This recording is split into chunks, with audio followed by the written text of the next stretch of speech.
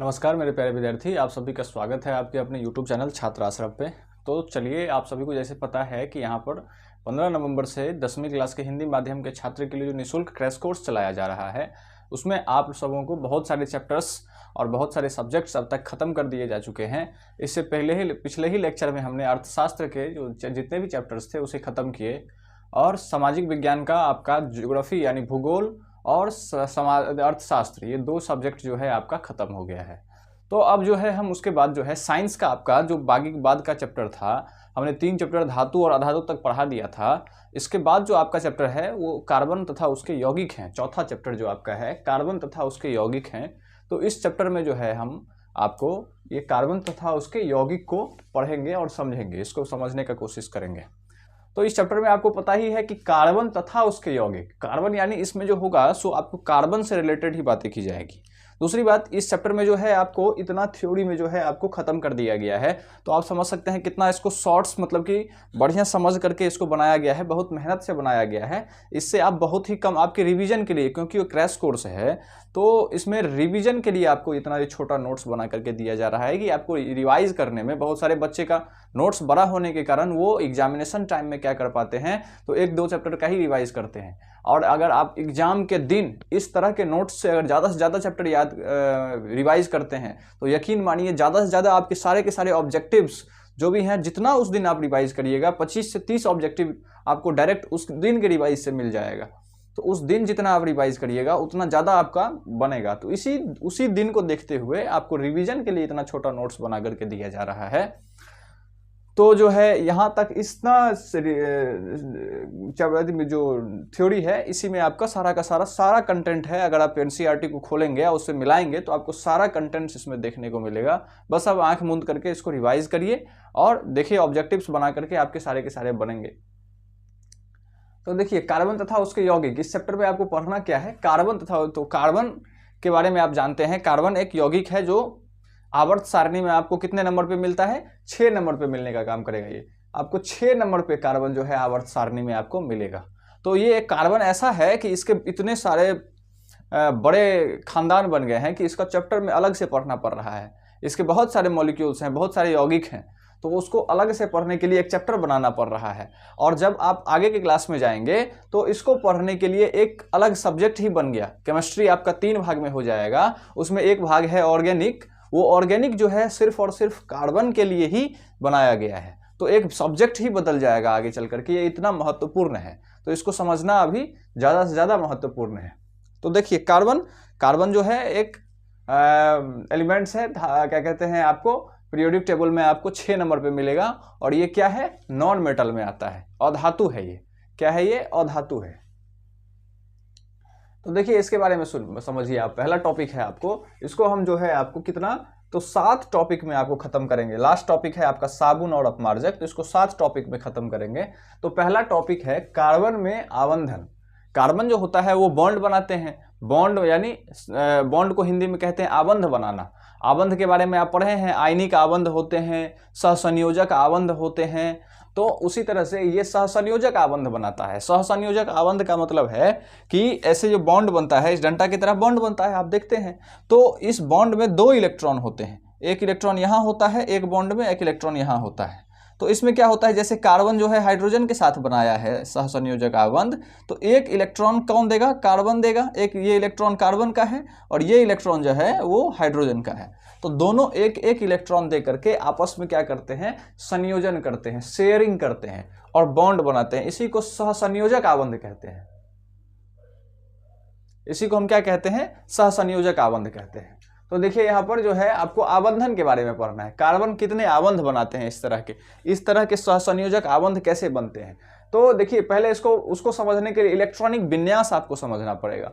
तो कार्बन का जो इलेक्ट्रॉनिक विन्यास है, कार्बन की परमाणु संख्या 6 है, तो 2 और 4 उसका क्या हुआ, इलेक्ट्रॉनिक विन्यास ये होता है। जैसे देखिए कार्बन 6 नंबर पे आया तो इसको 1s2 2s2 करके पढ़ते हैं आप। इसको आप 1s2 2s2 करके याद रखते हैं। देखिए यहाँ कार्बन 6 नंबर पे आया तो 1s2 2s2 2p3 2p3। तो देखिए यहाँ पर ये पहला सेल हुआ, 1s का मतलब पहली कक्षा का ये इलेक्ट्रॉन है, 1 लगने का मतलब है पहली कक्षा का है, और 2s और 2p यानी ये दूसरी कक्षा का है। दूसरी कक्षा के s में 2 इलेक्ट्रॉन है और p में कितना हुआ यहाँ पर 2 2 4, यहाँ पर 2 ही रखिए, यहाँ पर 2 ही रखिए तब जाके 6 होगा, 2 2 4 2 6, तो 2p2 होगा। यहाँ पर p में 2 इलेक्ट्रॉन है, तो इसके बाहरी कक्षा में कितना इलेक्ट्रॉन है, 4 इलेक्ट्रॉन है टोटल। देखिए दूसरी कक्षा हुआ बाहरी कक्षा, क्योंकि तीसरी कक्षा नहीं है, जो सबसे लास्ट कक्षा होता है उसी को बाहरी कक्षा कहते हैं। तो बाहरी कक्षा में कितना इलेक्ट्रॉन है, 4 इलेक्ट्रॉन है। आपने पढ़ा है अक्रिय गैस, सारे के सारे उत्कृष्ट गैस बनना चाहते हैं, अक्रिय गैस बनना चाहते हैं, तो उसके लिए क्या कहा चाहते हैं, अपने बाहरी कक्षा में 8 इलेक्ट्रॉन चाहते हैं। इस बात को आप 9वीं क्लास में 8वीं क्लास में पढ़े होंगे। तो ये बाहरी कक्षा में 8 इलेक्ट्रॉन करने में इसको कितना कम है, तो 4 तो है इसके पास 4 कम है, 4 लेना चाहेगा, क्योंकि अगर 3 2 रहता है तो दे देता है, जैसे सोडियम में 1 ठो है तो वो दे देता है, अपना दे करके 8 ठो पूरा कर लेता है पीछे। इसको ये 4 ठो इलेक्ट्रॉन लेने की कोशिश करता है, इसीलिए 4 ठो सहसंयोजक बंधन बनाते हैं। ये 4 क्या करेगा, 4 इसको और इलेक्ट्रॉन चाहिए, तो 4 इलेक्ट्रॉन चाहिए तो 4 ठो एटम आ करके इसको क्या करेगा, 4 ठो इस तरह से एटम आ करके एक एक देगा और इसके साथ बॉन्ड बनाएगा। तो इसीलिए ये 4 बॉन्ड बनाते हैं। कार्बन हमेशा याद रखिएगा कि 4 बॉन्ड बनाते हैं, हमेशा कार्बन क्या करेगा, आपको कम से कम 4 बॉन्ड बनाएगा, 4 से कम कभी नहीं बनाइएगा, अगर गलत हो जाएगा कम बनाइएगा तो क्यों बनाता है 4 ठो बॉन्ड, क्योंकि उसके बाहरी कक्षा में 4 है और 4 चाहिए, तो 8 पुर जाएगा, 8 पुर जाएगा तो ये स्टेबल हो जाएगा, ये स्टेबल हो जाएगा, 8 इसके बाहरी कक्षा में हो जाएंगे। तो वही बात कह रहा है यहाँ पर, आपको कार्बन कितने आबंध बनाते हैं इसको समझने के लिए इलेक्ट्रॉनिक विन्यास समझना पड़ेगा। तो इसके पहली कक्षा में 2 इलेक्ट्रॉन है और दूसरी कक्षा में 4 है, तो अक्रिय गैस का विन्यास प्राप्त करने के लिए यह 4 इलेक्ट्रॉन क्या करता है कि साझेदारी करता है। अगर अक्रिय गैस इसको बनना है, अक्रिय गैस की तरह विन्यास प्राप्त करना है, तो इसको 4 और इलेक्ट्रॉन क्या करना पड़ेगा, लेना पड़ेगा। तो 4 और इलेक्ट्रॉन के लिए ये क्या करता है, उसके साथ साझेदारी करता है कि भाई 4 ठो हमारे पास है, एक तुमको देते हैं, तुम्हारे साथ बॉन्ड बनाएंगे, एक हम तुमको देते हैं, तुम हमको दो एक ठो, हम तुम्हारे साथ बनाएंगे। तो सब जो एक एक देता है और एक ठो ये देता है, तो दोनों मिला करके 8 हो जाते हैं इसके पास। अब समझिए, तो साझेदारी करता है तो उसी को कहते हैं सहसंयोजी आबंध। तो अब सहसंयोजी आबंध के बारे में समझिए। 2 परमाणुओं के बीच इलेक्ट्रॉन का एक युग्म की साझेदारी से बने आबंध को क्या कहते हैं, सहसंयोजी आबंध कहते हैं। सहसंयोजी आबंध का मतलब कि एक इलेक्ट्रॉन ये देगा और एक बॉन्ड में एक इलेक्ट्रॉन कार्बन देगा और एक इलेक्ट्रॉन मान लीजिए हाइड्रोजन है तो हाइड्रोजन देगा, तब जाकर के ये दोनों का दोनों सहसंयोजी आबंध बनेगा। संयोजी मतलब शेयरिंग करेगा, एक ठो तुम दो एक ठो, जैसे बिजनेस में कैसे करते हैं, कुछ पैसा तुम लगाओ कुछ पैसा तो हम लगाते हैं, तब जाके होगा। उसी तरह से कार्बन और हाइड्रोजन के बीच में जो ये बंधन बना है, आबंध बना है, वो किस तरह से बना है कि एक तुम दो, एक कार्बन हम देते हैं, एक हाइड्रोजन तुम दो, तब जाके बनाएंगे। तो इस तरह से कार्बन जो है 4 ठो सहसंयोजी आबंध बनाता है। अलग अलग हाइड्रोजन होगा तो हाइड्रोजन के साथ बनाएगा, तो अलग अलग 4 ठो का हाइड्रोजन के साथ इस तरह से बनाता है, एक ऊपर एक नीचे बना लीजिए, इस तरह से बनाता है। अलग अलग तरीके से ऐसे आपको सहसंयोजी बंधन आपको बनाते हुए नजर आएगा ये। तो वही कह रहा है कि 2 परमाणु जब आपस में क्या करते हैं, एक युग्म इलेक्ट्रॉन का साझेदारी करते हैं, एक युग्म मतलब एक जोड़ा, एक उसका, तो जाकर के आपका क्या बनता है, सहसंयोजी आबंध बनता है। उसी को तो कार्बन कैसे आबंध बनाते हैं, कैसे बंधन बनाते हैं, तो सहसंयोजी आबंध बनाते हैं। इस बात को ध्यान रखिएगा। एक होता है आयनिक, उसको अभी आपको ध्यान नहीं रखना है, बस सहसंयोजी याद रखिएगा कि शेयरिंग से बनाता है, साझेदारी से बनाता है।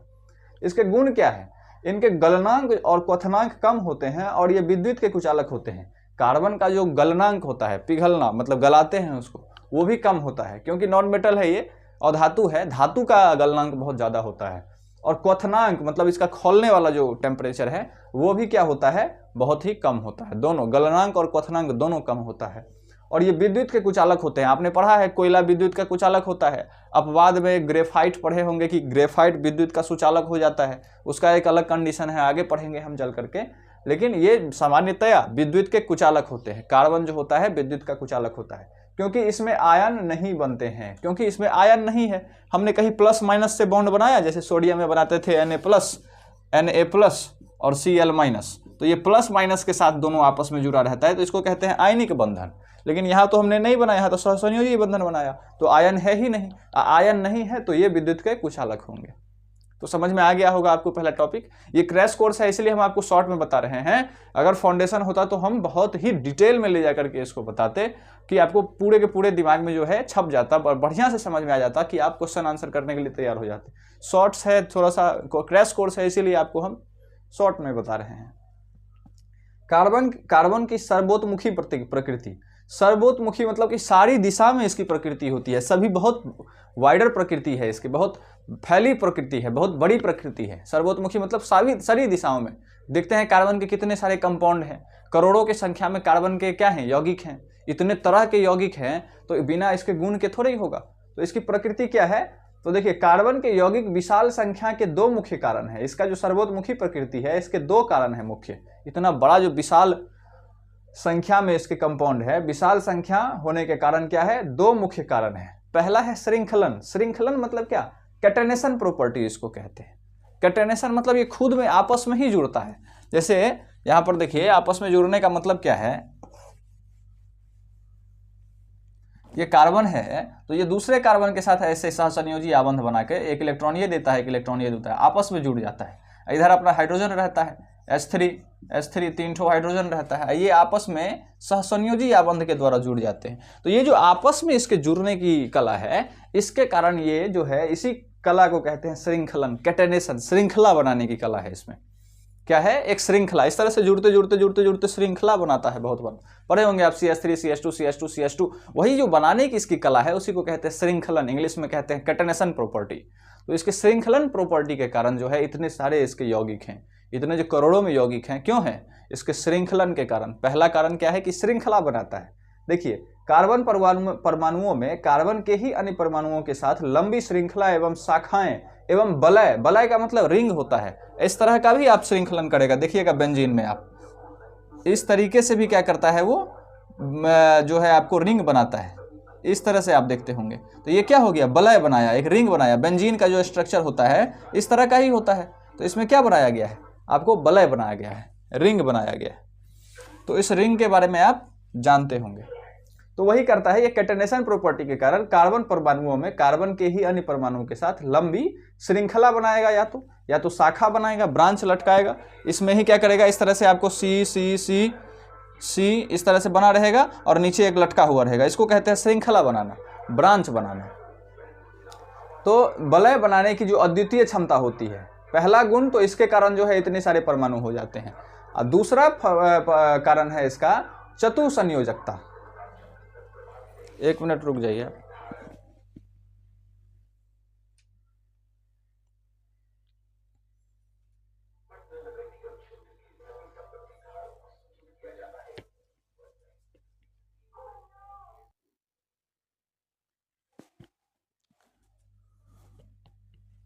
तो चलिए आप इसके आगे देखिए, क्या हम बता रहे थे आपको कि श्रृंखलन के बारे में बता रहे थे हम आपको। श्रृंखलन मतलब कि कार्बन जो है इतना विशाल संख्या में जो यौगिक बनाता है, इसका पहला कारण है कि वो श्रृंखला बनाता है। उसकी प्रॉपर्टी क्या है, कैटेनेशन प्रॉपर्टी उसको कहते हैं, श्रृंखला बनाने की है। श्रृंखला बनाता है, शाखा बनाता है, बलय यानी रिंग भी बनाता है, इसके कारण इतने सारे कंपाउंड हो जाते हैं। और दूसरा है चतुसंयोजकता। चतुसंयोजकता मतलब चार, इसके संयोजकता क्या है, चार बॉन्ड बनाने की इसके गुण है। इसके चार बॉन्ड बनाने की चार संयोजकता है इसके पास। तो कार्बन की संयोजकता चार है, जिससे यह ऑक्सीजन, हाइड्रोजन, नाइट्रोजन और सल्फर जैसे तत्वों के साथ आबंध बना सकता है। जैसे कि ऑक्सीजन के साथ भी दो बॉन्ड, ऐसे ऑक्सीजन कार्बन के साथ बॉन्ड बना लेता है, डबल बॉन्ड बनाता है ऑक्सीजन डबल बॉन्ड बनाता है, इस तरह से दो बॉन्ड बना करके। तो कार्बन जो है oxygen, hydrogen, nitrogen, sulphur in सब जैसे तत्वों के साथ क्या कर लेता है, आबंध बना सकता है। इसके कारण भी इसके इतने कंपाउंड होते हैं कार्बन के, इसीलिए इसका इतना बड़ा विशाल साम्राज्य हो गया है, जिसके लिए हमको केमिस्ट्री में एक ऑर्गेनिक नाम का सब्जेक्ट ही बांटना पड़ा है, जिसमें कार्बन के बारे में ही पढ़ते हैं, उसके कंपाउंडों के ही बारे में पढ़ते हैं। तो पहला गुण है कार्बन इतने विशाल संख्या में, इसकी जो सर्वोत्मुखी प्रकृति है, इतने विशाल संख्या में जो कंपाउंड बनाते हैं, यौगिक बनाते हैं, इसका पहला कारण है श्रृंखलन। और दूसरा कारण है कि चतुसंयोजकता, इसकी संयोजकता चार होती है। तो ये दो गुण याद रखिएगा, बार बार आपको ऑब्जेक्टिव्स में पूछे जाते हैं कि क्यों इतना बड़ा होता है, तो श्रृंखलन प्रॉपर्टी क्या है, तो इस सब चीज़ों के बारे में आपको गुण क्या है इस बारे में पूछा जाता है। इसके बाद देखिए तीसरा टॉपिक है संतृप्त और असंतृप्त कार्बन यौगिक। एक लाइन में आप समझिए, संतृप्त उसको कहते हैं जिसमें सिर्फ और सिर्फ सिंगल बॉन्ड हो। संतृप्त कार्बन हम उसको कहते हैं जिसमें सिर्फ और सिर्फ, जैसे ये कार्बन है आपको CH4, मान लीजिए CH4 है, ये है, तो इसमें देखिए कि सब जगह जो है एक सिंगल बॉन्ड है, मतलब कि एक ही आबंध बना हुआ है, सब जगह एक आबंध इस हाइड्रोजन, एक आबंध इसके साथ, एक आबंध इसके साथ, एक आबंध इसके साथ। तो अगर सिर्फ और सिर्फ एक आबंध है, कहीं पर भी दो आबंध नहीं है, डबल बॉन्ड नहीं है, तो उसको कहेंगे संतृप्त। और देखिए इस कार्बन को देखिए, C डबल बॉन्ड, इस तरह से हाइड्रोजन लगा हुआ है, यहाँ पर देखिए हाइड्रोजन हाइड्रोजन हाइड्रोजन और हाइड्रोजन, यहाँ पर देखिए ये हाइड्रोजन के साथ तो सिंगल बंधन बनाया है, एकल बंधन बनाया है, लेकिन ये कार्बन के साथ दो बंधन बना लिया है, इसको डबल बॉन्ड कहते हैं। तो इस तरह से अगर एक एलिमेंट के साथ डबल बॉन्ड बना हुआ आपको दिखे तो उसको कहते हैं असंतृप्त, यही आपका असंतृप्त कहलाता है। तो यही है संतृप्त कार्बन और असंतृप्त कार्बन। इसी को लिखा गया है कि संतृप्त कार्बन के बारे में कि कार्बन परमाणुओं के बीच केवल एकल आबंध होता है, जैसे अल्केन। अल्केन जो होता है इसी को अल्केन बोलते हैं। अल्केन का फॉर्मूला होता है CnH2n+2, वहां पे लिखा भी हुआ है CnH2n+2। देखिए यहाँ पर अगर कार्बन, अगर आप जो रहेगा कार्बन मान लीजिए 2 है तो हाइड्रोजन कितना हो जाएगा, n का वैल्यू यहाँ 2 रखिएगा तो 2 दूना 4 और +2 भी है तो 4 2 6, तो H6 हो जाएगा। अगर इस फॉर्मूला को फॉलो करते हुए आपको दिखे, इस फॉर्मूला पे बैठ जाए, बिठा करके देखिएगा 2 दूना 4 और 2 6, बैठ रहा है कि नहीं बैठ रहा है, तो ये अल्केन है। ये क्या है, अल्केन है। अल्केन जब भी होगा तो वो सिंगल बॉन्ड बनाता है, वो संतृप्त होता है। इस फॉर्मूला पे बिठा करके देखिएगा। अगर हम दे दे आपको, जैसे लिख दें कि C3 और हम डायरेक्ट यहाँ पे हाइड्रोजन कैसे कर देंगे, 3 दूना 6 6 2 8 H8, तो अब बैठ रहा है CnH2n पर, H2n+2 उस पर बैठ रहा है, तो ये क्या हो गया, ये संतृप्त हो गया। तो ये जो होते हैं अल्केन, इसको अल्केन बोलते हैं। अल्केन जितने भी होते हैं संतृप्त कार्बन होते हैं। और उसी तरह से असंतृप्त कार्बन किसको कहते हैं, तो डबल बॉन्ड वाले को। तो उसका फॉर्मूला क्या होता है, उसका नाम क्या देते हैं, सिंगल बॉन्ड, सिर्फ और सिर्फ सिंगल बॉन्ड है, एकल बंधन है, तो उसको असंतृप्त बोलते हैं। और संतृप्त वाले में डबल बॉन्ड होता है, आपने पढ़ा है। तो इसके दो फॉर्मूला होते हैं, CnH2n, एक फॉर्मूला ये होता है, इसको बोलते हैं अल्कीन, इसको बोलते हैं अल्कीन बोलते हैं इसको। और एक होता है CnH2n-2, इससे पहले क्या पढ़े थे, CnH2n+2, फिर 2 घटा दिए, बस 2 घटाते चलना है। तो 2 जो हम जोड़े हुए थे CnH2n+2 जो किए हुए थे उसको हटा दिए, इसको हटा दिए तो CnH2n सिर्फ बचा। अब फिर 2 घटाएंगे तो CnH2n-2 हो जाता है फॉर्मूला। इस फॉर्मूला को बोलते हैं हम, इस तरह से अगर कार्बन सजा हुआ रहे तो उसको बोलते हैं अल्काइन। ये आप नोमेनक्लेचर में पढ़े होंगे, इसको हम बोलते हैं अल्काइन, तो इसको अल्काइन बोला जाता है। तो ये दोनों जो है इस तरह के फॉर्मूला को फॉलो करते हुए आपको दिखे तो ये दोनों जो है असंतृप्त कार्बन के अंदर में आता है, वो संतृप्त के अंदर में नहीं आएगा, असंतृप्त। देखिए कार्बन परमाणुओं के बीच द्वि आबंध या त्रि आबंध, ये जो इस फॉर्मूला पे होगा तो डबल बॉन्ड बनाएगा, आपको द्वि आबंध बनाएगा। और इस फॉर्मूला पे अगर होगा तो वो 3 बंधन आपको बनाते हुए दिखेगा, इसको अल्काइन इसीलिए कहते हैं। अगर 3 बंधन कहीं भी लगा हुआ दिखे तो वो कार्बन अल्काइन कहलाता है।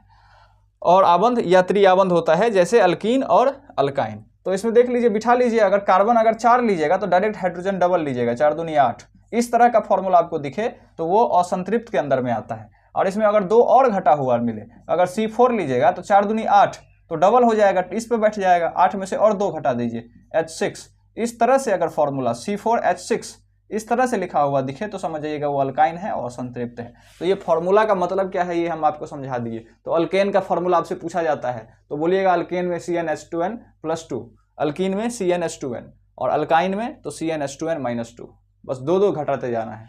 तो ये है आपका संतृप्त और असंतृप्त का। संतृप्त का एक ही है कि एक एकल बंधन होगा, और असंतृप्त में है डबल या ट्रिपल, एक से ज्यादा हो जाए बंधन तो उसको असंतृप्त कहते हैं। अगला टॉपिक है प्रकार्यात्मक समूह या समजातीय समूह। प्रकार्यात्मक समूह मतलब उसको इंग्लिश में कहते हैं फंक्शनल ग्रुप। फंक्शनल ग्रुप का मतलब क्या है, फंक्शनल ग्रुप का मतलब आप समझिए, फंक्शनल ग्रुप जैसे कि ये कार्बन चेन है, ये आपका कार्बन चेन है ऑर्गेनिक में, और अगर अगल बगल में फंक्शनल ग्रुप यानी प्रक्रियात्मक समूह को बदल दिए, यहाँ पर OH कर दिए तो ये अल्कोहल है। ये क्या है, अल्कोहल है। इसको लोग पीता है, अल्कोहल मतलब शराब होता है। तो अल्कोहल को लोग क्या करता है, सेवन करता है, पीने का काम करता है। सारे अल्कोहल को नहीं पिया जाता है, अभी बताएंगे कौन से पिया जाता है। तो ये अल्कोहल है, इसको पीने से लोगों को कुछ नहीं होता है। और वही है C डबल बॉन्ड C, इस तरह से CCC लगा है, ऑर्गेनिक है। अगर प्रक्रियात्मक समूह को क्या कर दें, COOH कर दें, ये क्या हो गया, कार्बोक्सिलिक एसिड हो गया। ये क्या हो गया, जैसे ही इसको बदले, जहां जो लगा हुआ है यहाँ OH लगा तो अल्कोहल हुआ, इसका गुण अलग है। और यहाँ पर COOH लगा, तो ये कार्बोक्सिलिक एसिड है, इसका गुण अलग है, ये एसिड है। अब इसको ज़्यादा मात्रा में आप नहीं पी सकते हैं, पिएगा तो हार्म करेगा। इसको आप पी सकते हैं, गिलास 2 गिलास 4 गिलास जितना पी सकते हैं आप, तो ये आपको उतना हार्म नहीं करेगा। तो दोनों का गुण क्या हो गया, बदल हो गया। कोई ऐसा फंक्शनल ग्रुप लगा देंगे जो जहरीला होगा, टॉक्सिक होगा, जो आपकी जान ले सकता है, तो वो भी जो है इसके, ये प्रक्रियात्मक समूह इसको कहते हैं। इसके बदलने से इसके गुण बदल जाते हैं। जैसे यहाँ पर OH लगा तो ये अल्कोहल हुआ, इसको लोग पी सकता है। और COOH लगा तो ये क्या हो गया, इसका गुण बदल गया, ये एसिड हो गया, इसको लोग अब नहीं पी सकता है। तो वही बात यहाँ कह रहा है, प्रक्रियात्मक समूह का मतलब है कि फंक्शनल ग्रुप इसको इंग्लिश में कहते हैं। ये परमाणु या परमाणु का समूह है जो कार्बन यौगिकों के विशिष्ट गुण प्रदान करते हैं। इसी के कारण जो होता है कार्बन यौगिक में विशिष्ट गुण आता है, अलग अलग लगाने से अलग अलग गुण आया कि नहीं, विशिष्ट गुण उसी को कहते हैं, तो प्रदान करते हैं। जैसे अल्कोहल OH लगा देने पर, CHO इसको अल्डिहाइड बोलते हैं। अलग अलग फंक्शनल ग्रुप है, आगे जाकर के आप पढ़िएगा। CHO जो होता है इसको इस तरह से दिखाया जाता है, C+OH। अगर CHO नहीं हो, C+O, ये OH लग गया तो यही है कार्बोक्सिलिक एसिड।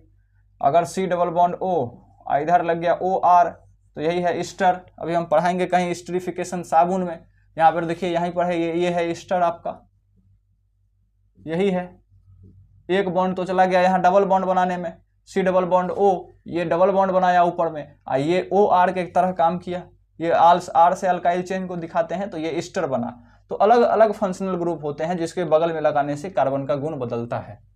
वो कोई जहरीला हो जाएगा, कोई पीने योग्य हो जाएगा, कोई बढ़िया हो जाएगा, कोई खराब हो जाएगा, अलग अलग तरह के गुण दिखाएगा वही फंक्शनल ग्रुप लगाने से। तो अल्डिहाइड है दूसरा, तीसरा है कार्बोक्सिलिक एसिड, चौथा है कीटोन। कीटोन को इस तरह से दिखाते हैं, C+O, इधर भी कार्बन चेन, इधर भी कार्बन चेन, इसका नाम है कीटोन। तो बहुत सारे हैं, आप किताब में इसको प्रक्रियात्मक समूह को याद रख सकते हैं। मतलब यहाँ पे आप समझिए इतना ही कि ये अगर अलग अलग लगेगा तो इसमें विशिष्ट गुण होंगे। विशिष्ट गुण मतलब अलग तरह के गुण प्रदान करेगा, यही है प्रक्रियात्मक समूह। अगला है समजातीय श्रेणी। समजातीय श्रेणी को इंग्लिश में होमोलोगस सीरीज कहते हैं। ये है यौगिकों की ऐसी श्रृंखला जिसमें समान प्रक्रियात्मक समूह है और दो प्रमुख सदस्यों के बीच CH2 का अंतर होता है। इसको कहते हैं आपको समजातीय श्रेणी। जैसे यहाँ पर देखिए, CH3OH है, इसको कहते हैं मेथेनॉल। और दूसरा जो है आपके पास CH3CH2OH है। देखिए इस दोनों में क्या है, दोनों मेथेनॉल है, दोनों अल्कोहल है, OH दोनों में लगा हुआ है, दोनों अल्कोहल है। लेकिन अंतर क्या है कि यहाँ पर एक ही कार्बन है, CH3 है, यहाँ पर CH3 के साथ CH2 भी है, CH2 भी लगा हुआ है। तो इस दोनों में अंतर कितना है, एक CH2 का अंतर है कि इसमें एक CH2 कम है, इसमें एक CH2 ज्यादा है। तो एक CH2 का अंतर होने पर ये दोनों आपस में क्या हो गए, समजातीय श्रेणी है। ये क्या है, तो यही होता है समजातीय श्रेणी। बस दोनों का जाति एक है, दोनों अल्कोहल है, दोनों की जाति में कोई अंतर नहीं है, दोनों अल्कोहल है। अगर एक अल्कोहल होता दूसरा अल्डिहाइड होता तो अंतर बता दे, लेकिन दोनों अल्कोहल है, समजातीय है, जाति तो सेम है, लेकिन बस क्या अंतर है, तो एक CH2 ज्यादा है। तो अगर एक CH2 के अंतर से कोई भी कंपाउंड रहे तो उसी को कहते हैं समजातीय। अगर एक अब यहाँ पर इसका समजातीय अगर बनाना होगा तो एक और बढ़ा देंगे हम, CH3 CH2 CH2OH। देखिए ये भी अल्कोहल है, लेकिन एक ज्यादा है, इसमें दो ठो है, इसमें 3 ठो है, तो एक ज्यादा CH2 है, ये हुआ समजातीय श्रेणी। तो अगर समजातीय श्रेणी का मतलब एक CH2 बढ़ाते जाना है तो समजातीय श्रेणी बनता हुआ तैयार हो जाएगा। तो वही कह रहा है, प्रक्रियात्मक समूह समान होते हैं लेकिन सदस्यों के बीच अंतर कितना होता है, एक CH2 का होता है। बस ये याद रखिएगा समजातीय पे। अगर इससे बहुत सारे क्वेश्चंस पूछेंगे, ऑब्जेक्टिव भी पूछा जाएगा, तो एक CH2 का क्या होता है, अंतर होता है समजातीय में। अगला है कार्बन यौगिकों के रासायनिक गुणधर्म। कार्बन के जो यौगिक हैं उसके कौन कौन से रासायनिक, अगर कार्बन है तो रासायनिक गुण दिखाएगा, बहुत सारे रिएक्शंस करेगा, बहुत सारे अभिक्रिया में भाग लेगा। तो कौन कौन से रिएक्शंस में भाग लेगा इसी को समझते हैं। पहला रिएक्शन है दहन। दहन में भाग लेगा। दहन मतलब जलना, जलना मतलब कि जलेगा कोई तब भी जब ऑक्सीजन से रिएक्शन होगा उसका। ऑक्सीजन से रिएक्शन होना ही दहन कहलाता है, क्योंकि जलने के लिए ऑक्सीजन की आवश्यकता होती है, आप पढ़े हैं। और नहीं मिलेगा तो वो बुझ जाएगा, इसी के कारण दहन के लिए ऑक्सीजन की आवश्यकता है, ऑक्सीजन से अभिक्रिया होता है। तो कार्बन यौगिकों को जलाने पर क्या क्या मिलता है, CO2 मिलता है, उष्मा मिलता है और प्रकाश मिलता है। ये कार्बन डाइऑक्साइड उष्मा और प्रकाश का उत्पन्न होता है। देखिए यहाँ पर ये कार्बन यौगिक है, CH4 है, मीथेन है, इसको जलाएं यानी ऑक्सीजन के साथ रिएक्शन करवाएं। जलाने का मतलब, दहन का मतलब ऑक्सीजन से रिएक्शन करवाना होता है। दहन मतलब ऑक्सीजन से, हमेशा याद रखिएगा, जब भी दहन करिएगा तो ऑक्सीजन से रिएक्शन करवाइएगा। तो क्या मिला आपको, कार्बन डाइऑक्साइड मिला, जल मिला, उष्मा मिला और प्रकाश मिला। तो ये बात याद रखिएगा, कार्बन को जब भी जलाते हैं तो कार्बन डाइऑक्साइड मिलता है, उष्मा, प्रकाश और जल, ये सब सारे के सारे प्राप्त होते हैं हमको। अगला है ऑक्सीकरण। ऑक्सीकरण का मतलब ऑक्सीजन जोड़ देना। आपको हम पीछे भी बताए हैं ऑक्सीकरण और अवकरण का मतलब ऑक्सीजन का निकाल देना। तो ऑक्सीजन जोड़ देना ऑक्सीकरण, और ऑक्सीजन का निकाल देना अवकरण। एक हाइड्रोजन के बारे में भी बताए थे। तो यहाँ पर देखिए ऑक्सीकरण हो रहा है तो यहाँ पे क्या होगा, ऑक्सीजन जुड़ जाएगा। ऑक्सीकारकों की उपस्थिति में अल्कोहल का कार्बोक्सिलिक अम्ल में बदलना, ये ऑक्सीकरण के कारण ही होता है। जैसे ये अल्कोहल है ऑर्गेनिक, कार्बन यौगिक है कि नहीं, CH3CH2OH, यानी ये अल्कोहल है। इसका ऑक्सीकरण करवाएंगे। ऑक्सीकरण होता है KMnO4 के प्रेजेंस में, याद रखिएगा सबसे बढ़िया ऑक्सीकारक है ये। KMnO4 जो होता है वो सबसे बढ़िया ऑक्सीकारक है, इसी के प्रेजेंट में क्या होता है, ऑक्सीकरण होता है, यानी ऑक्सीजन इसमें जुड़ जाएगा अल्कोहल में। तो देखिए क्या हुआ, CH3CH2 दो कार्बन है और एक ऑक्सीजन है, हाइड्रोजन है। इसमें क्या हो गया, दो कार्बन तो ऐसे ही है लेकिन ऑक्सीजन दो ठो हो गया, यानी एक ऑक्सीजन जुड़ गया, यानी इसका क्या हो गया, ऑक्सीकरण हो गया। यहाँ पर एक ऑक्सीजन था और यहाँ पर कितने ऑक्सीजन है, दो ऑक्सीजन है, तो इसका क्या हो गया, ऑक्सीकरण हो गया। ऑक्सीकरण होकर के क्या बनता है, तो अल्कोहल KMnO4 के प्रेजेंस में यानी उपस्थिति में ऑक्सीकरण होकर के कार्बोक्सिलिक एसिड में बदल जाता है। इसका नाम क्या है, COOH लगा है तो कार्बोक्सिलिक एसिड। तो नीचे लिख दीजिएगा अल्कोहल, इसके नीचे कार्बोक्सिलिक एसिड। आपका रिएक्शन ऑक्सीकरण वाला तैयार हो जाएगा। कुछ नहीं करना है, इसमें एक ऑक्सीजन है अल्कोहल में तो इसमें दो कर देना है, बस एक ऑक्सीजन घुसा देना है तो ऑक्सीकरण हो जाएगा। ऑक्सीजन का जोड़ देना ही ऑक्सीकरण कहलाता है। अगला है संकलन अभिक्रिया। संकलन मतलब जोड़ना, किसी भी चीज को जोड़ना संकलन कहलाता है। तो देखिए इसमें जोड़ेंगे हम। उत्प्रेरक की स्थिति में असंतृप्त हाइड्रोकार्बन, अभी बताएं डबल बॉन्ड या ट्रिपल बॉन्ड होगा तो असंतृप्त होता है, में हाइड्रोजन का जुड़ना। जैसे असंतृप्त हाइड्रोकार्बन में अगर हाइड्रोजन को जोड़ देते हैं तो उसी को संकलन अभिक्रिया कहलाता है। जैसे आपका वनस्पति तेल है, वनस्पति तेल जो होता है एक असंतृप्त हाइड्रोकार्बन है, इसमें डबल बॉन्ड ट्रिपल बॉन्ड होता है। इसका क्या करते हैं, डबल बॉन्ड को तोड़ देते हैं और हाइड्रोजन को जोड़ देते हैं। तो जैसे ही उसको हाइड्रोजन से रिएक्शन करवाते हैं तो घी बन जाता है, इसी को डालडा कहते हैं। पहले के लोग नाम सुने होंगे, पहले के लोगों के मुंह से, अब तो डालडा नहीं मिलता है ज़्यादा, तो उसी को डालडा कहते हैं। वही वनस्पति घी कहलाता है। तेल निकला है पेड़ से और उसी पेड़ में हाइड्रोजन गैस को पास कर दिए हैं उसी तेल में, तो घी बन गया, डालडा बन गया। इस बात को आप समझ रहे होंगे, वनस्पति तेल से घी का बनना। उसमें क्या होता है, असंतृप्त है यानी डबल बॉन्ड है, तो इस डबल बॉन्ड को क्या कर देते हैं, एक बॉन्ड को तोड़ देते हैं। इस बॉन्ड को तोड़ दिए और दोनों साइड एक एक हाइड्रोजन कार्बन पे लगा देते हैं। कार्बन के बीच जो डबल बॉन्ड होता है तोड़ के हाइड्रोजन लगा देते हैं, तो सिंगल बॉन्ड में बदल गया। अब डबल बॉन्ड तो नहीं बचा, ना इसके बीच बचा ना इसके बीच बचा, तो सब संतृप्त हो गया। तो संतृप्त हो जाता है तो घी में बदल जाता है। यहाँ पर जैसे देखिए ये डबल बॉन्ड है, CH2 बीच में डबल बॉन्ड है। इसको निकेल, मेटल में क्या लेते हैं, ये उत्प्रेरक के रूप में काम करता है, निकेल या पैलेडियम लेते हैं। इस दोनों को लेकर के इसमें हाइड्रोजन गैस को क्या कर देते हैं, जोड़ देते हैं। निकेल के प्रेजेंस में H2 यहाँ पे लेते हैं, H2 लिखना भूल गए हैं, तो H2 लेते हैं। तो ये क्या होता है, निकेल के प्रेजेंस में देखिए डबल बॉन्ड टूटा, एक हाइड्रोजन यहाँ जुटा और एक हाइड्रोजन यहाँ पर जुटा, तो क्या बन गया, ये CH3 बन गया। तो देखिए डबल बॉन्ड टूट करके सिंगल बॉन्ड आ गया और एक हाइड्रोजन यहाँ जोड़ दिए, एक हाइड्रोजन जोड़ दिए। तो बस क्या करना है, जहां पर भी डबल बॉन्ड हो उस डबल बॉन्ड को तोड़ के हाइड्रोजन दोनों जगह पर जोड़ देना है। एरो पर क्या लिखना है, निकेल या पैलेडियम। निकेल या पैलेडियम के प्रेजेंस में हाइड्रोजन गैस लेना है, तो आपका संकलन अभिक्रिया हो जाएगा, हाइड्रोजन जुड़ जाएगा, इसी को संकलन अभिक्रिया कहते हैं। दूसरा है प्रतिस्थापन अभिक्रिया। प्रतिस्थापन का मतलब पहले भी बताए हैं आपको, किसी चीज को हटा देना, प्रतिस्थापित कर देना। तो सूर्य के प्रकाश में संतृप्त हाइड्रोकार्बन को क्लोरीन का हाइड्रोजन को हटा करके जुड़ जाना। अगर सूर्य के प्रकाश में आप क्या रखिएगा, मीथेन को रखिएगा और क्लोरीन दोनों को रखिएगा, तो क्या करेगा, क्लोरीन इसके हाइड्रोजन को हटा देगा, यहाँ से खुद जुड़ जाएगा। यहाँ पर देखिए CH4 था, 4 गो हाइड्रोजन था, एक CH3Cl हो गया, यानी एक हाइड्रोजन को भगा दिया, 3 ठो हाइड्रोजन हो गया, चौथा हाइड्रोजन को ये भगा करके क्लोरीन खुद जुड़ गया। तो क्लोरीन क्या किया, हाइड्रोजन को हटा दिया, प्रतिस्थापन कर दिया और खुद जुड़ गया, तो प्रतिस्थापन अभिक्रिया हो गया। इस रिएक्शन को याद रखिएगा। अगर कहेगा कि प्रतिस्थापन अभिक्रिया को समझाइए तो आप लिख करके ये रिएक्शन लिख दीजिएगा तो आपको मार्क्स मिल जाएगा। अगला है महत्वपूर्ण कार्बनिक यौगिक। कार्बनिक यौगिक, कार्बन जो है इतने सारे कार्बन है तो करोड़ों यौगिक बनाते हैं, मात्र आपको 2 ही इसमें पढ़ना है। आपको 2 ही यौगिक के बारे में पढ़ना है। पहला यहाँ पर है, आपका पहला नंबर यहाँ पर है और दूसरा नंबर यहाँ पर है, बस 2 आपको पढ़ना है। तो देखिए पहला है एथेनॉल। एथेनॉल वही है, इसको अल्कोहल बोलते हैं, OH लगा है लास्ट में, उसको नोमेनक्लेचर जो नाम लिखिएगा इसके नाम में लास्ट में एथेनॉल ओल लग जाता है। जैसे यहाँ पर देखिए नाम लिखाना अभी हम आपको नहीं सिखा रहे हैं, तो OH जो होता है उसके लास्ट में ओल लग गया तो समझिए वो अल्कोहल है, एथेनॉल यानी ये अल्कोहल है। और ये एथेनॉल जो है इसी को शराब के रूप में हम क्या करते हैं, पीते हैं।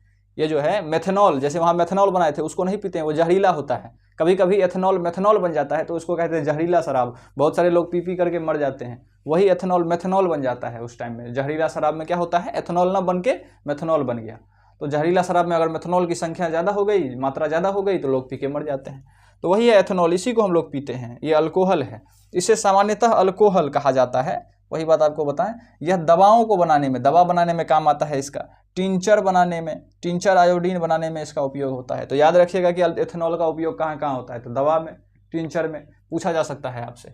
इसके गुणधर्म क्या हैं, एथेनॉल का यानी अल्कोहल का क्या क्या गुणधर्म है। तो ये सोडियम के साथ अभिक्रिया करता है। सोडियम के साथ अभिक्रिया करके क्या बनाता है, सोडियम एथॉक्साइड। यहां पर देखिए ये सोडियम, ये इथेन है और उसके साथ ऑक्सीजन लगा है तो इसको बोलते हैं एथॉक्साइड। इथेन के साथ ऑक्साइड तो इथॉक्साइड बोलते हैं इसको, सोडियम। तो इसका नाम क्या हो गया, सोडियम इथॉक्साइड। देखिए इस तरह से सॉल्ट बनाता है प्लस माइनस के फॉर्म में, लवण बनाता है और हाइड्रोजन गैस मुक्त हो जाता है। तो वही बात बोलिएगा, जो एथेनॉल कभी भी जब कभी भी सोडियम के साथ अभिक्रिया करता है तो हाइड्रोजन गैस मुक्त करता है और सोडियम एथॉक्साइड बनाता है। बस ये अगर आपसे पूछ भी दे कि कौन सा गैस मुक्त करता है तो हाइड्रोजन गैस मुक्त करता है। यहाँ से आप बोलिएगा कि हाइड्रोजन गैस मुक्त करता है। और क्या बनाता है, तो यहाँ पे आप देख लिए सोडियम के साथ अभिक्रिया करके ये बनाता है। तो ये गुणधर्म है कि कौन कौन से रिएक्शंस को दिखाता है। दूसरा है कि असंतृप्त हाइड्रोकार्बन बनाने में भी इसका यूज करते हैं। यानी असंतृप्त मतलब डबल बॉन्ड बना हाइड्रोकार्बन बनाएंगे। हाइड्रोकार्बन का मतलब क्या, या तो कार्बन होगा या हाइड्रोजन होगा, इसी को कहते हैं हाइड्रोकार्बन। कंपाउंड में कार्बन हाइड्रोजन सिर्फ होगा तो इसको हाइड्रोकार्बन कहेंगे। असंतृप्त का मतलब कार्बन के बीच में डबल बॉन्ड होगा या ट्रिपल बॉन्ड होगा। तो असंतृप्त हाइड्रोकार्बन बनाने में भी इसका यूज करते हैं। जैसे ये देखिए, ये अल्कोहल है, एथेनॉल है, इसमें तो सिंगल बॉन्ड है, सारा का सारा सिंगल बॉन्ड है। यहाँ कार्बन इस तरह से 3 हाइड्रोजन के साथ, 2 हाइड्रोजन के साथ, कहीं पर भी डबल बॉन्ड नहीं है। इसको जब सांद्र H2SO4 यानी सांद्र का मतलब ज्यादा मात्रा में H2SO4 के साथ रिएक्शन करवा के हीट करते हैं। सांद्र का मतलब H2SO4 का मतलब क्या, 100% H2SO4 है। यानी अगर उसमें 50% पानी है, 50% H2SO4 है तो वो सांद्र नहीं है, वो विलयन कैसा है, डाइल्यूट है, वो तनु विलयन है। सांद्र विलयन का मतलब उसमें सारा का सारा H2SO4 ही है, कोई पानी वानी नहीं मिलाया गया है उसमें। तो वही बात यहाँ पर लिखा हुआ है। तो जब इसके साथ रिएक्शन करवा के हीट करते हैं तो ये असंतृप्त हाइड्रोकार्बन बना करके तैयार कर देता है। देखिए यहाँ डबल बॉन्ड वाला बना हुआ है आपको, तो ये असंतृप्त है, आप प्लस वाटर देता है। तो असंतृप्त हाइड्रोकार्बन बनाने में भी एथेनॉल का क्या करते हैं, उपयोग करते हैं। इस रिएक्शंस को याद रखिएगा। अगला है एथेनोइक अम्ल। अब देखिए ये एथेनॉल नहीं है, एथेनोइक। ओइक मतलब कि कार्बोक्सिलिक एसिड जो होता है, अगर कार्बोक्सिलिक एसिड बगल में लगा है तो उसके नाम में ओइक एसिड जुड़ जाता है। तो यहाँ पर देखिए 2 कार्बन है, एक कार्बन यहाँ, एक कार्बन यहाँ, तो मीथ ईथ, और इसके साथ कार्बोक्सिलिक एसिड तो एथेनोइक एसिड, इसका नाम हो गया एथेनोइक। ओइक लग जाता है कार्बोक्सिलिक से, तो दूसरा हो गया आपका एथेनोइक अम्ल। इसके बारे में समझते हैं, ये क्या है, इसी को कहते हैं एसिटिक अम्ल। तो यही कह रहा है कि इसे एसिटिक अम्ल भी कहा जाता है, यही सिरका बनाने में यूज होता है। इसका 3 से 4% विलयन सिरका कहा जाता है। अगर एथेनोइक अम्ल क्या कर दें, पानी में 3 से 4% मिला दें तो वो क्या बन करके तैयार हो जाएगा, सिरका।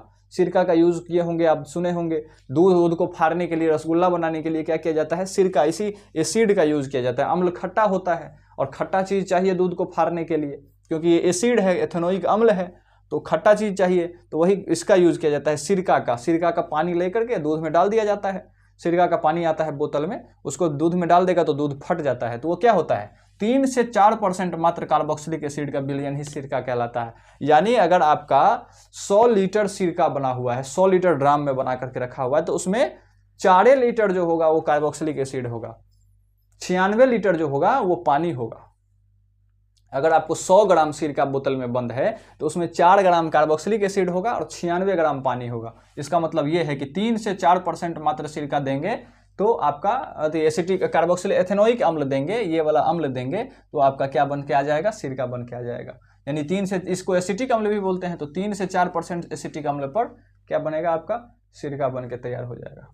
तो इस बात को आप समझ गए होंगे। इसके भी गुणधर्म को समझिए, प्रॉपर्टी क्या क्या है। तो पहली बात तो ये स्टीरीकरण अभिक्रिया करता है, ईस्टर बनाता है। ईस्टर के बारे में अभी हमने आपको बताया था कि सी, ऐसे ही सी डबल बॉन्ड O होगा, इधर OR लग जाएगा, इधर भी R रहता है, इधर भी R रहता है। R का मतलब अल्काइल चेन होता है, कार्बन चेन रहता है। ये R का मतलब इधर भी कार्बन चेन, अभी दिखाएंगे आपको। ये देखिए एथेनोइक अम्ल है, ये एसिटिक अम्ल है, और इसका जब रिएक्शन करवाते हैं अल्कोहल के साथ और अम्ल के प्रेजेंस में तो क्या बनाता है, ये ईस्टर बनाता है। स्टीरीकरण हुआ, देखिए C डबल बॉन्ड O यहाँ पे आपको दिख रहा है, और यहाँ O और फिर R दिख रहा है बगल में, तो C double bond O OR, ये भी R है, तो ये अलग अलग R हुआ, R और R डैश लिख देते हैं, तो ये भी R है, ये भी R है, तो R R दो ठो, और C डबल बॉन्ड O और O दिखा आपको यहाँ पर, ये देखिए यही दिखा, तो ये जो अगर आपको दिख गया तो इसका मतलब है कि ये ईस्टर है। तो इसका काम हम क्या करते हैं, ईस्टर बनाने में भी करते हैं, किसका, एथेनोइक अम्ल का, किसके साथ, तो एथेनॉल के साथ, याद रखिएगा इस रिएक्शन को। दूसरा है क्षारक के साथ अभिक्रिया, क्षारक का मतलब बेस, बेस के साथ अभिक्रिया करवाते हैं। एसिड बेस पढ़े हैं क्षारक के बारे में, तो बेस जो होता है, बेस में एसिड में जैसे H2SO4 है, उसी तरह से बेस में NaOH होता है, सोडियम हाइड्रोक्साइड, ये भी एक अच्छा बेस है। और सारे बेस हैं लेकिन इसके ये बेस का एक उदाहरण है। जैसे यहाँ पे देखिए एथेनोइक अम्ल है आपके पास, और यहाँ पे बेस में क्या लिए, क्षारक में क्या लिए, सोडियम हाइड्रोक्साइड लिए, दोनों का रिएक्शन करवाए तो क्या बना, यहाँ पर देखिए CH3COONA, यहाँ पे सॉल्ट बना, प्लस माइनस ये क्या बना, सॉल्ट बन करके तैयार हुआ और वाटर बना। ये क्षारक के साथ अभिक्रिया करके एथेनोइक अम्ल ये बनाता है। तीसरा, कार्बोनेट एवं हाइड्रोजन कार्बोनेट के साथ अभिक्रिया। कार्बोनेट का मतलब क्या होता है, आपको होता है Na2CO3। कार्बोनेट का मतलब अगर कहीं भी लिखा हुआ है तो इसका मतलब है Na2CO3, और बाइकार्बोनेट अगर कहीं पर भी लिखा हुआ है इसका मतलब है कि NaHCO3। यहाँ पर देखिए ये कार्बोनेट है और ये क्या है, बाइकार्बोनेट है, ये Na2CO3 कार्बोनेट है। तो कार्बोनेट और हाइड्रोजन कार्बोनेट के साथ अभिक्रिया करते हैं। ये देखिए एसिटिक अम्ल है यानी एथेनोइक अम्ल है, इसका Na2CO3 के साथ अभिक्रिया करवाएं कार्बोनेट के साथ, तो क्या बना, ये देखिए सोडियम के साथ सॉल्ट बनाया, सोडियम और सॉल्ट बनाया, एथेनोइक सॉल्ट, सोडियम एथेनोइक जो है आपको बना करके तैयार किया। यहीं पर, यहाँ पर इसका नाम लिखे थे ना, यहाँ पर दिख रहे हैं, सोडियम एथॉक्साइड लिखे थे यहाँ पर, लेकिन ये एथेनोइक हो जाएगा। तो सोडियम के साथ ये सॉल्ट बनाया आपको, और प्लस H2O बनाया, प्लस वाटर बनाया। अगर इसका एथेनोइक अम्ल का कार्बन के साथ सोडियम बाइकार्बोनेट के साथ अभिक्रिया करवाएंगे तो तब भी ये क्या करेगा, सोडियम वाला सॉल्ट बनाएगा, सोडियम सॉल्ट बना के तैयार करेगा H2 और CO2। प्रोडक्ट पे कोई असर नहीं पड़ेगा। ये क्या करेगा, सिर्फ और सिर्फ क्या करना है आपको, हाइड्रोजन यहाँ से हटा देना है और सोडियम जोड़ देना है, यहाँ पर कुछ नहीं करना है, इतना भाग ऐसे ही रहने देना है, और इधर क्या कर देना है रिएक्शन में, बस और बस सोडियम जोड़ देना है। सोडियम जोड़ करके, या ना भी याद रहे तो कोई दिक्कत ना है, वो बाई प्रोडक्ट होता है। याद रह गया वाटर और कार्बन डाइऑक्साइड होता है तो ठीक, और ना याद रहे तो ये बाई प्रोडक्ट है, कोई दिक्कत नहीं है। मेन आपसे ये जानकारी मांगता है, तो आपको इसमें कुछ नहीं करना है। सोडियम कार्बोनेट है, बाइकार्बोनेट दोनों के साथ अभिक्रिया करवाए तो कुछ नहीं करना, हाइड्रोजन हटा करके यहाँ पर सिर्फ और सिर्फ सोडियम चिपका देना है। कार्बोक्सिलिक एसिड का ये हाइड्रोजन हटा के सोडियम चिपका देना है। बस आप समझ गए होंगे। दूसरा देखिए, अब लास्ट टॉपिक है आपका साबुन और अपमार्जक। लास्ट टॉपिक है कि साबुन और अपमार्जक में भी हम इसी का यूज करते हैं। साबुन क्या होता है, लंबी श्रृंखला वाले कार्बोक्सिलिक अम्लों के सोडियम या पोटेशियम लवण, यही होता है। लंबी श्रृंखला है और सोडियम लवण है ना, यहाँ पे दिखाएंगे हम आपको सोडियम लवण। ये देखिए, यहाँ देखिए CH3COONA, यही है, यही वाला है, यही कंपाउंड है, इसी को साबुन कहते हैं, CH3COONA। मतलब लंबी श्रृंखला, यहाँ पर हम CH3H सिर्फ लिए हैं, और बड़ा लंबा श्रृंखला ले सकते हैं। जैसे यहाँ पर देखिए, कोई फिक्स नहीं है कि यही होगा, कोई लंबा श्रृंखला भी होगा। जैसे CH3COONA था, CH3 CH2 अब फिर दे देंगे COONA, तो ये भी है, कोई दिक्कत नहीं है। यहाँ माइनस होता है, यहाँ प्लस चार्ज होता है, ये बात याद रखिएगा। तो ये है, ये हो गया लंबी श्रृंखला, कार्बन का लंबी श्रृंखला, और COONA। तो यही होता है कि साबुन जो होता है वो लंबी श्रृंखला वाले कार्बोक्सिलिक अम्लों के सोडियम या पोटेशियम लवण होते हैं। देखिए ये कार्बोक्सिलिक अम्लों के सोडियम लवण है, सोडियम के साथ ये सॉल्ट बनाया है, तो कार्बोक्सिलिक अम्लों के सोडियम सॉल्ट हुआ, ये सोडियम लवण हुआ, ये यही साबुन कहलाता है, यही साफ करने का काम करता है। जैसे यहाँ पर देखिए साबुनीकरण कैसे करेंगे, तो कुछ नहीं करना होता है, ईस्टर को सोडियम हाइड्रोक्साइड यानी बेस के साथ रिएक्शन करवाते हैं, तो आपको देखिए कार्बोक्सिलिक अम्ल का लवण बन के तैयार हुआ। ये COOH रहता तो कार्बोक्सिलिक एसिड, H हटा के ही Na लगाए हैं, तो कार्बोक्सिलिक अम्ल का सोडियम लवण कहलाएगा। ये कार्बोक्सिलिक अम्ल का सोडियम लवण क्यों कहलाया, क्योंकि प्लस माइनस चार्ज में है, यहाँ Na पे प्लस चार्ज होता है, O पे माइनस चार्ज होता है, तो इसीलिए कार्बोक्सिलिक अम्ल का सोडियम लवण। और इधर जो बनता है उसको ध्यान नहीं रखना है, वो अल्कोहल बना है। तो यही है साबुन आपका। तो यही जो साबुन बनाने के लिए आपको ईस्टर को बेस के साथ यानी सोडियम हाइड्रोक्साइड के साथ रिएक्शन करवा करके साबुन का जो कार्बोक्सिलिक अम्ल का सोडियम लवण जो है, सोडियम या पोटेशियम भी यहाँ हो सकता है, Na के जगह पर हम पोटेशियम भी डाल सकते हैं, यानी K+ भी डाल सकते हैं, तो कोई दिक्कत नहीं है, कुछ भी रहे। तो इसी को कहते हैं साबुनीकरण या ईस्टर। ईस्टर से हम क्या बनाते हैं, साबुन बनाते हैं। अब ये काम कैसे करता है, तो देखिए ये जो कार्बन वाला भाग होता है इसका, ये जो कार्बन वाला भाग है ये क्या होता है, इसको पानी से नफरत होता है, ये जल विरागी इसको कहते हैं। ये पानी में घुलना नहीं चाहता है, ये पानी में, ये इसको जल विरागी कहते हैं। और ये जो होता है इसको पानी से लगाव रहता है, ये पानी में घुलना चाहता है। क्यों, क्योंकि पानी एक पोलर है। H2O का मतलब क्या होता है, H2O में होता है H+ और OH-। H2O में यही होता है। तो ये जो प्लस माइनस है, ये प्लस माइनस के साथ अट्रैक्शन करते रहता है, माइनस वाला प्लस के साथ, इसके प्लस के साथ अट्रैक्शन करता है, और ये प्लस वाला इसके माइनस के साथ अट्रैक्शन करता है। तो ये दोनों आपस में पानी के साथ घुलना चाहता है। तो ये भाग घुलना चाहता है, ये भाग नहीं घुलना चाहता है। इसमें ये बीमारी है कि ये जो होता है वो हाइड्रोफोबिक, यहाँ पे लिखे होंगे हम मिसेल्स में, हाइड्रोफोबिक। यहाँ पे देखिए हाइड्रोफोबिक मतलब पानी जल विरागी, पानी से इसको नफरत है। एक होता है हाइड्रोफिलिक, यानी पानी से इसको एकदम जल रागी है, मतलब पानी से इसको प्रेम है, पानी में ये घुलना चाहता है। तो ये दोनों पार्ट इसमें होते हैं। ये जो कंपाउंड होता है आपका, इसमें दोनों पार्ट, जल विरागी ये पानी से नहीं घुलना चाहता है, ये घुलना चाहता है। तो दोनों में होता है झगड़ा। तो देखिए उसी के कारण हमारा हो जाता है कपड़ा साफ। दोनों में झगड़ा क्या होता है, यहाँ पे देखिए मिसेल्स को पढ़िए। साबुन के अणु पानी में एक विशेष संरचना बनाते हैं, जहाँ हाइड्रोफोबिक पूंछ गंदगी की ओर और हाइड्रोफिलिक जलरागी सिरा पानी की ओर होता है। जैसे यहाँ पर देखिए, यहाँ पर ये आपका मैल है, ये तेल की बूंद है, ये क्या है, तेल की बूंद है। तो तेल का बूंद जो होता है ये भी हाइड्रोफोबिक होता है, यानी इसको भी पानी से नफरत होता है। तेल पानी में कभी नहीं मिलता होगा, आप देखते होंगे तेल ग्रीस जो होता है पानी में कभी भी नहीं घुलता है, उसको पानी से नफरत होता है।